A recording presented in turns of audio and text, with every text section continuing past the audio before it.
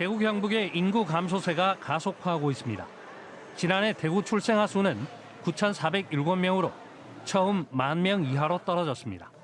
전년도 1,134명보다 7.2%나 줄어든 겁니다. 올해 1분기 합계 출산율도 대구 0.76명, 경북 0.93명으로 지난해 1분기보다 각각 0.04명, 0.05명 줄었습니다. 통상 출생아 수가 연초에 가장 많다는 점을 감안하면 올해 합계 출산율은 0.7명 아래로 떨어질 가능성이 커졌습니다. 반면 인구 고령화 등으로 사망자 수는 꾸준히 늘고 있습니다. 올해 1분기 누적 사망자 수는 대구 4,407명, 경북은 6,383명으로 지난해 1분기보다 대구는 6.5%, 경북은 3.7% 각각 증가했습니다. 출생아 수는 줄고 사망자 수는 늘면서 지난해 대구 경북의 인구 5,804명이 자연 감소했습니다. 이 같은 인구 감소세는 앞으로 더욱 가속화할 전망입니다. 통계청의 장래 인구 추계를 보면 대구 인구는 2045년 200만 명 선이 붕괴하고 2052년 180만 명으로 지금보다 24%가량 줄 것으로 예측됐습니다. 경북의 인구는 2025년 263만 명으로 지금보다 17.4% 감소합니다.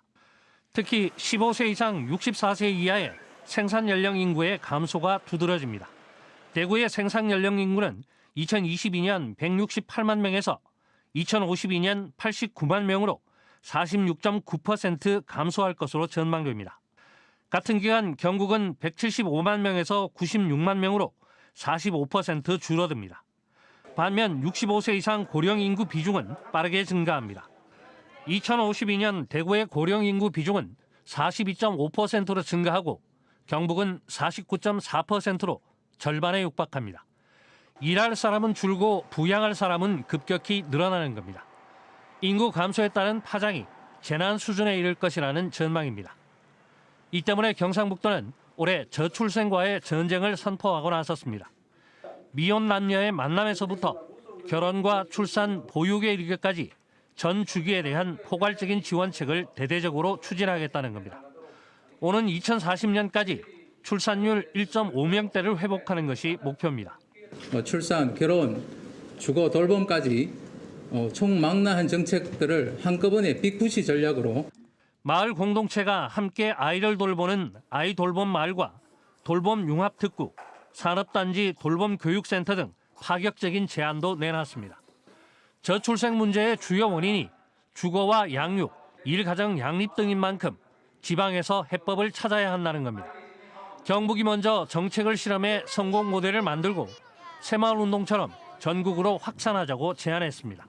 결혼하고 아기 놓고 싶은 그런 나라 만드는 피부에 와닿는 정책을 만들어서 시범을 보이고 이 시범이 온 나라로 새마을운동 확산되듯이 확산되도록 하겠습니다.